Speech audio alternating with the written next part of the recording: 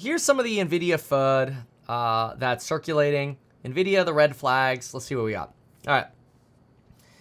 I've not read this yet, so we're going to look at it together. Okay. Market Chronicles. Today we'll be taking a closer look at Nvidia.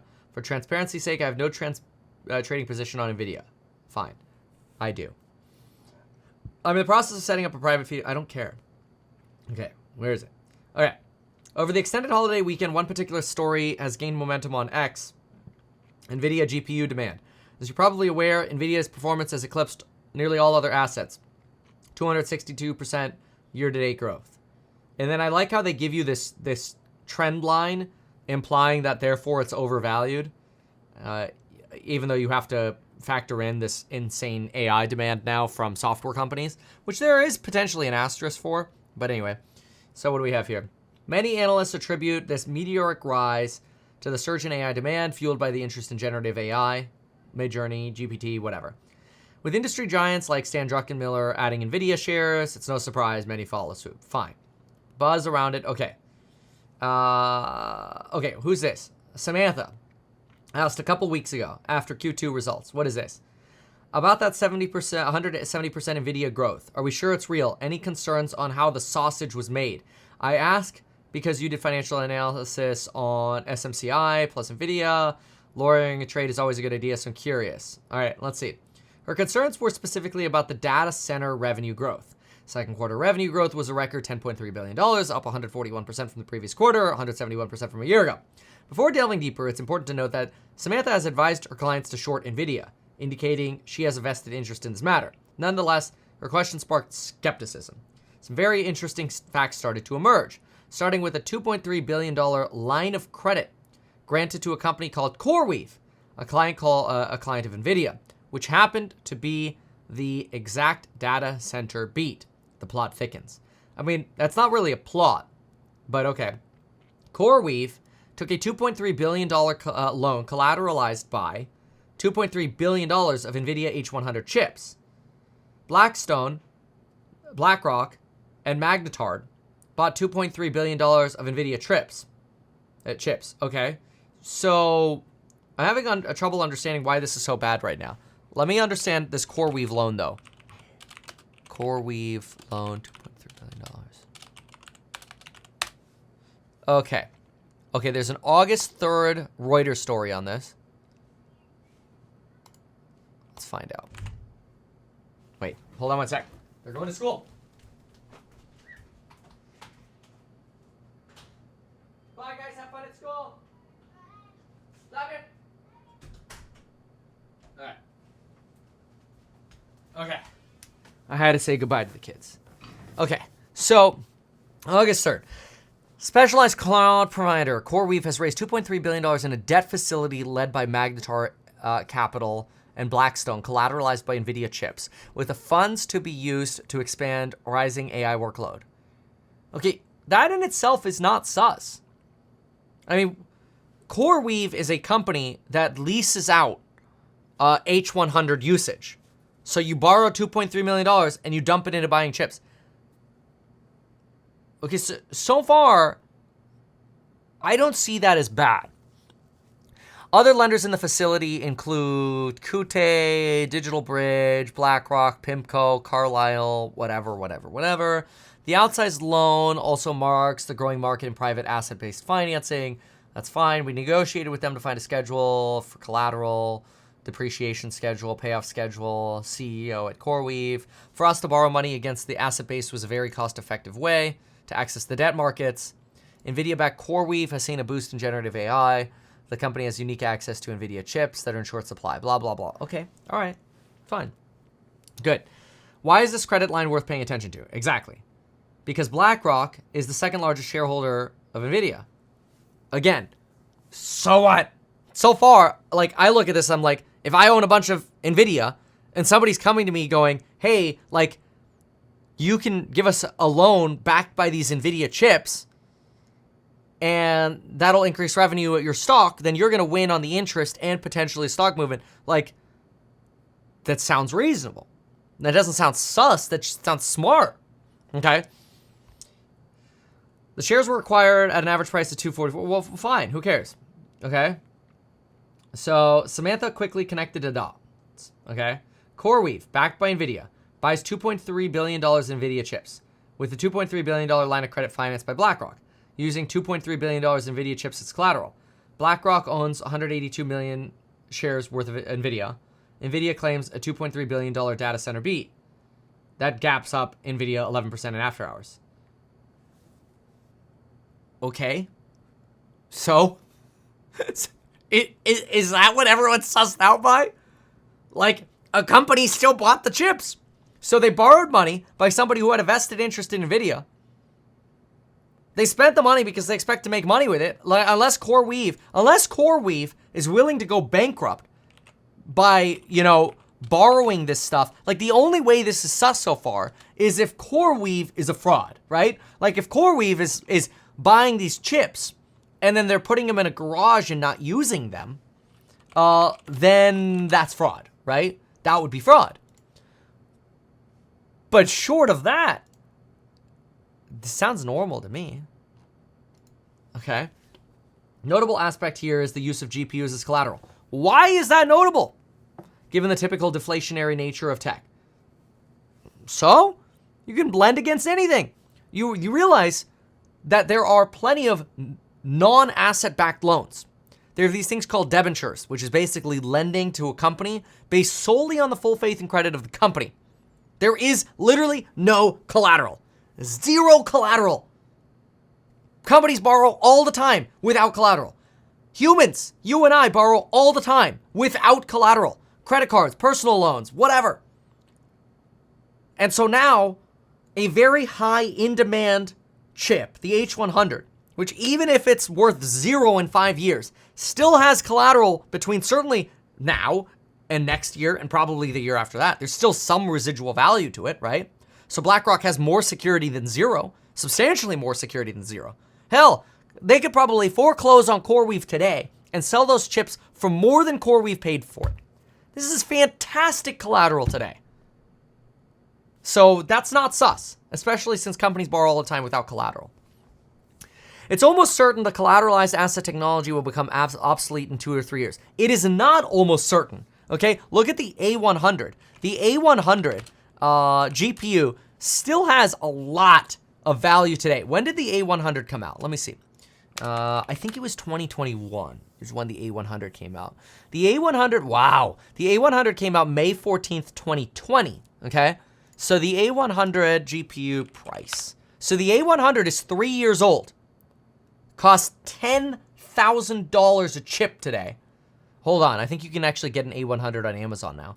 $6,700. Okay, so maybe some depreciation. So it looks like maybe it originally cost closer to 10, now it's down to 6,700. But wait a minute. This person just said that it's almost certain that the collateralized asset technology will become obsolete in 2 to 3 years. The A100 is 3 years old and still holds substantial value. So what are you smoking, dude? I mean, look, put a salty article together that goes viral and you get more subscribers, whatever. If you can lie to people and stitch crap together, whatever. Like, I'm all for exciting titles. Y'all know that. I like my exciting titles, okay? But at least in my videos, my goal is to provide realism, truth, as much fact as possible. This is bullcrap, if this is the argument. Again, this is my first time reading it, okay? So maybe there's more. Maybe there's more to this. But so far, these arguments are weak. This strategy brings... Okay, all right. Kevin wasn't in 2000. Cisco did the same thing. Well, I did exist in 2000. I wasn't an investor in Cisco in 2000, but I did exist in 2000. But that doesn't matter. How old I was in 2000 doesn't matter. What you're alleging is that, well, Cisco also basically had other companies finance their product or borrow for their product. Cisco, you have to remember, first of all, where we were in 2000 and what Cisco is. Cisco is an enterprise internet connectivity product and service. So you're talking about high-speed modems, wireless access points, high-speed voice over IP. In 2000, actually, probably still in like 2002, 2003, 2004, we were still using dial-up. Bro, Cisco was selling high-speed modems and products in a dial-up era. Okay? They were way ahead of their time. At least we can use this technology today. Whatever, man. Whatever, man. This strategy brings in mind the downfall of FTX. What trash, dude? What trash? What utter trash? So let me understand this. FTX, who fooled celebrities, influencers, the Super Bowl, was about to sign a contract with Taylor Swift. Taylor Swift was going to get fooled. Fooled everybody because they're a fraud, because they're liars, because they were legit a scam. That company, you're saying, is similar to Nvidia because Nvidia sold chips to a company that is licensing server usage of H100s, where you can go to CoreWeave right now. And again, maybe that company's a fraud. I don't know. I'm not alleging that it's not. I'm just saying you're making a very, very strong allegation here, and I think without real proper evidence here. But you go to CoreWeave and you go to their products and solutions or whatever. This is a company that's licensing to you hours worth of basically cloud architecture, right? So you could go to them and go, hey, I want to use the H100. What is it going to cost me? I don't know. Here, H100 is going to cost you $4.76 per hour. Bro, they go spend, let's say, 30 grand, okay? So they spend 30 grand on an H100, okay? Now, let's assume they get 22 hours. I'm taking out about 10%. Let's assume they get 22 hours of upkeep on this, or uptime on the H100 that they're going to spend $30,000 on. And we're going to go $30,000 divided by, to do this math correctly, $4.76 would take 6,300 hours. Okay, now we're going to divide that by 22 hours in a day that they can operate this. That's 286 days. This company literally starts profiting on these chips in 286 days with that assumption of 90% uptime, right? Divided by 12. This company divided by 30 for days. This company starts profiting on the chips after 9.5 months. And they have it listed as reserve now. You can't even get it right now. They're still taking the 3-year-old technology. The 3-year-old technology that this loser, because they're lying to you. I don't know this person, but because it appears they're lying to you, I'm calling them a loser, okay? This loser is saying Nvidia technology is going to be obsolete in 2 to 3 years. Really? So the 2020 A100, that is still selling at a market rate, somewhere I would say at the low about $1.80. Let me look at the market. I'm gonna look at A100. Let's go with the 80 GP per hour. But at least on this website, $2 an hour, right? That's obsolete? No, it's absolutely not. So let me see if I can go rent this somewhere else. Let's go to here, GPU pricing, Google Cloud. Okay, what do we got here? I want the A100. What's the P100? A100, P100, T4, P4. God, there's so many freaking numbers. Where is the, what is an Nvidia T4? I don't know. These are all, I don't know what these are. Here we go. Virtualization. Oh, Google Cloud's too complicated for this. So, A100, server per hour. Come on, baby. A100 on demand. Who's this? Lambda. What are they going to sell it to me for? Lambda. That's H100 pricing. I want Lambda pricing. Okay, pricing. Let's see what they got. Lambda pricing. H100. Intro price. Ooh, intro price, $1.99. But I think that's a teaser because you have to have a minimum set of hours to get that. Let me see. You have to sign up for free. So I'm pretty sure, I'm not 100% sure, but it's worth looking into. I'm pretty sure Lambda says you have to get a certain minimum number of hours, and so that's how they advertise a lower price. But even Lambda, for one A100 with their minimums, is at $1.10 an hour for an A100. And again, I think they showcase that as cheaper because they do minimum pricing. Not sure about that. But still, the point is, $1.10 an hour, that's fantastic. If I can buy an A100 on Amazon for $6,700 right now, I rent it out at $1.10 an hour, not assuming any bulk, any of the discounts or minimum pricing or whatever, and I have 22-hour uptime, I also break even on that in 9 months. So they're wrong. Anyway, so we keep going. The strategy brings to mind the downfall of FTX. No, it doesn't. Analyst writer broke down the Nvidia revenue. Nvidia filed its last quarter 10Q. If you followed with surprise, let's get into it. Okay, let me see their thread. Let's get the full thread. Oh, these people are exhausting. Come on, load, you dummy. What is this trash? Oh. Why? The thread must be so rigged, it's not even loading. This brilliantly highlights certain accounting maneuvers and financing strategies. Oh, let's hear the accounting maneuvers. Come on. All right, whatever. Let's just read what they're saying. All right? The circular movement of money is becoming obvious with a Ponzi feeling. Hedge funds, asset managers lend money to CoreWeave. Yeah, you can make great asset-backed yields right now on lending money to a company. You're probably lending at 7 to 10%. Backed by GPUs that are highly valuable. It's a great idea. CoreWeave purchases GPUs. Duh, because they can make a lot of money on renting out the GPUs right now. Nvidia's share goes up, revenue beats, rinse and repeat. It's great. As long as the demand is there.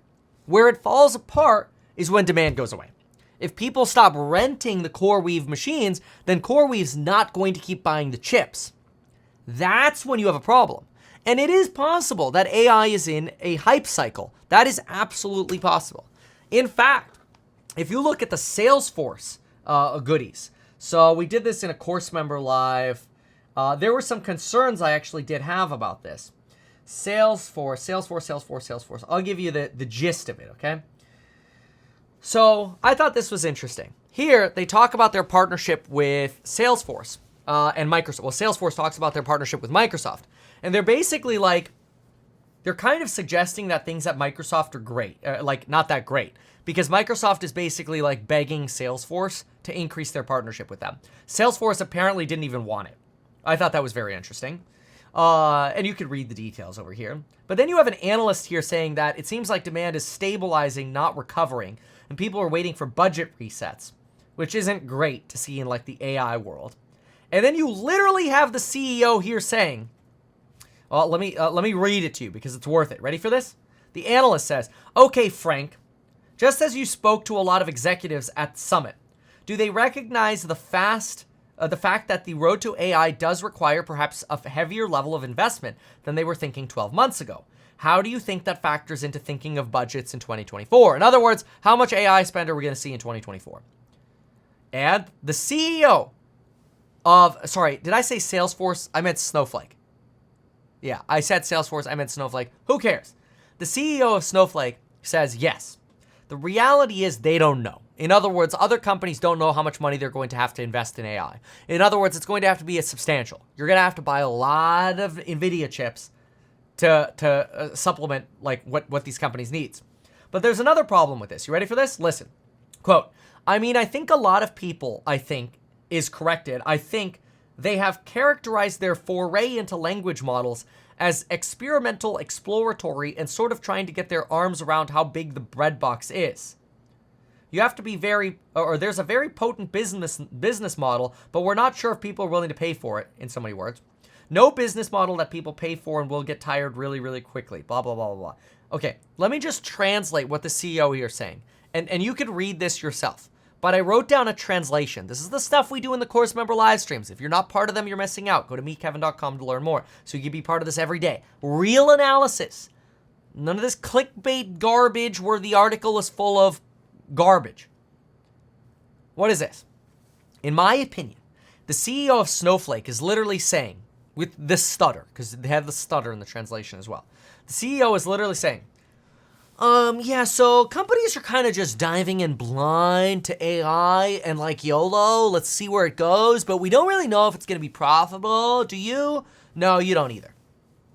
That is a red flag for AI, okay? Where there is not a red flag for AI, which I thought was very interesting, was this talk about healthcare, about massive opportunities in healthcare actually exploding their investments into artificial intelligence. Now that I thought was very interesting because what we're really saying is the healthcare stack is going all in on AI, but the other companies don't quite know yet what's going on with AI. So, in other words, long and short out of all of this, is Nvidia a fraud because some company is borrowing money secured by Nvidia GPUs to buy more GPUs to license them to other people? No! That's exactly what you would expect a business to do. If you were the CEO of a company that had a bank of servers and you're like, oh my gosh, we could charge $4 per hour running H100 chips as all these people do their experimental stuff or healthcare goes nuts over this stuff, you would do it too. And if you could get a loan backed by what you're buying, which is kind of like, look, you go buy a plane, okay? You get a loan on a jet. Like the most popular business jet in the world, the Phenom 300. Yes, that's what this is. This is actually the Phenom 300E. And it's not because it's electric. That'd be cool. It's because it's supposed to be more efficient. Imagine that, a more efficient jet. It actually gets miles to the gallon as opposed to most jets that get gallons to the mile. I know, that's a true story. When you buy a plane and you borrow money to buy the plane, guess what the loan is backed by? It's backed by the plane. When you buy a car and you get a loan against the car, what's it backed by? The car. See where I'm going with this? You buy a house, what's the loan backed by? The house. So you buy GPUs, what's the loan backed by? The GPUs. Are they worthless after 3 years? No, we've proven they're not. So the basis of this person's argument falls apart. And yeah, I'm an Nvidia shareholder, but if I found something that I thought was actual fraud, I'd be sitting right here and go, guys and gals, dump it. We're out. That's it. We're out. But this is bullcrap. This is exactly what I would expect companies to be doing. And I don't care. This is not a big deal. What a big deal is, and what's actually real news about AI, is what Snowflake is saying. And this is why I've been saying I am uncertain about software companies. I think software companies could end up getting reamed because I don't think they're going to figure out how to make money on this. That's why I invest instead of in the software companies or more risky, companies like Snowflake. Rather than investing in these software companies, I'm going to invest in the chips, Nvidia, TSM, ASML, or where there's real AI. Like Tesla, okay? Now, obviously, it's going to take until interest rates fall for some of these companies to actually really do well. Those are going to be your Enphase and your Teslas. These companies will do a lot better in 2024 when rates actually start coming down. You build your position now, you suffer, and then hopefully you have a good position when things get better. But yeah, is Nvidia here a scam because of this? No. Is Nvidia potentially a scam for other reasons? Maybe. It's not this. Okay? This makes for good Twitter clickbait. But then again, that's like all Twitter's useful for. I'm sorry, okay? I actually was bitching about this, and then Elon Musk, within 35 minutes of me posting saying, I'm tired of these like low context headlines going viral on Twitter, within 30 minutes, Elon Musk, maybe 35 minutes, Elon Musk posted a tweet, we're just trying to make the best platform we can. We might fail, but at least we'll try. I'm sorry, man. I didn't mean to bag on the guy. I'm not trying to kick on Elon here, but there are some problems with Twitter. Don't correct me and call it X. It's gonna take a while to transition to calling it X, man. It's Twitter. It's gonna be Twitter for a while. People are still gonna poop tweet instead of poop X. It doesn't flow. Like, the cool thing about Twitter is that tweeting became like Xerox. Oh, go Xerox it. Go tweet it. But the problem is, you ended up with, go exit. That's stupid. You ruined it. I know you're trying to get away from, like, the previous, like, reputation that Twitter had. But you literally lost the verb, man. Like, oh, pass me a Kleenex. That's a great brand, right? I want a Coke. Oh, we only have Pepsi. Ah, that's okay, same thing. You know, Coke is like a replacement for cola. Kleenex is a replacement for tissues. Xerox is a verb for go copy it, but it's also a copy machine brand. Tweet was a verb for shout it out on the internet. Now you replace it with post. Right. Now you became boring, like YouTube. And go post the video, go post to Facebook, go post on Threads. That was stupid. I know, you're going for the whole, the new X.com, the greater app and everything. But you got rid of the verb. That was dumb. That was very dumb, man. I'm sorry. It's just my opinion. I'm not Mr. Elon Musk blowjob guy, okay? I don't get on my knees and only worship Elon Musk. If you want to go viral on Twitter, that's all you have to do. I'm sure they probably demote my algorithm on Twitter and pump up the Elon, BJ folks on Twitter, because if you want more subscribers on Twitter, just say nice things about Elon Musk. But then you're lying to your audience, and that's a short-term gain. Short-term gain. And don't lie to your audience. If you're wrong, you're wrong. I've been wrong before, I'll be wrong again. But at least I'm going to give you my opinion. Congratulations, man. You have done so much. People love you. People look up to you. Which I say yes, meet Kevin. Where does this mean we are in the economic cycle? Should we be thinking about buying real estate? Should we be thinking about buying stocks? I have a background in real estate as a real estate agent, real estate broker, real estate investor, a stock market investor, and fund manager. Why not advertise these things that you told us here? We'll try a little advertising and see how it goes. Always great to have you on. Kevin Paffrath there, financial analyst and YouTuber. Meet Kevin.